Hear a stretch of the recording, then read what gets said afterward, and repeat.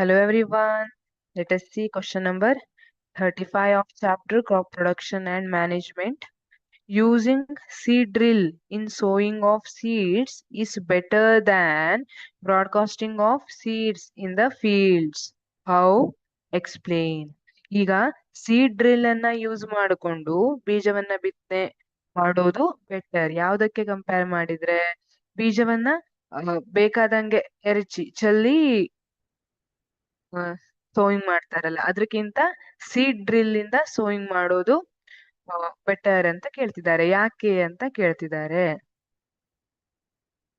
Seed drill plant seeds at the right depth and distance. ಇದು correct ಆಗಿರೋ depth ಅಲ್ಲಿ ಮತ್ತೆ ಡಿಸ್ಟೆನ್ಸ್ ಅಲ್ಲಿ ಎಲ್ಲದನ್ನು ಈಕ್ವಲ್ ಡಿಸ್ಟೆನ್ಸ್ ಮತ್ತೆ ಈಕ್ವಲ್ ಡೆಪ್ತ್ ಅಲ್ಲಿ ಪ್ಲಾಂಟ್ ಮಾಡುತ್ತೆ. Then saves seeds and gives better growth. ಈಗ ಬರ್ಡ್ಸ್ ಎಲ್ಲ ಬೀಜವನ್ನ ತಿನ್ಕೊಂಡು ಹೋಗೋ ಚಾನ್ಸಸ್ ಇರುತ್ತೆ. ಸೊ ಇದೇನ್ ಮಾಡುತ್ತೆ, ಬೀಜ ಹಾಕಿದ ತಕ್ಷಣ ಮಣ್ಣಿಂದ ಮುಚ್ಚಿ ಕವರ್ ಮಾಡಿಬಿಡುತ್ತೆ. So it saves seeds and gives better growth.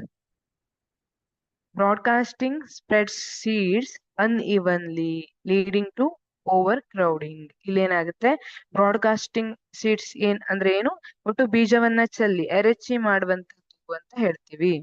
ಈ ಟೈಮಲ್ಲಿ ಏನಾಗುತ್ತೆ, ಕೆಲವೊಂದ್ ಕಡೆ ಜಾಸ್ತಿ ಬೀಜ ಬಿದ್ದಿರ್ಬೋದು, ಕೆಲವೊಂದ್ ಕಡೆ ಕಡಿಮೆ ಬೀಜ ಬಿದ್ದಿರ್ಬೋದು. Unevenly spreads seeds or spread unevenly and leading to overcrowding. ಒಂದ್ ಕಡೆ ಓವರ್ ಕ್ರೌಡಿಂಗ್ ಆಗುತ್ತೆ, ಇನ್ನೊಂದ್ ಕಡೆ ಬೆಳೆ ಕಡಿಮೆ ಇರಬಹುದು.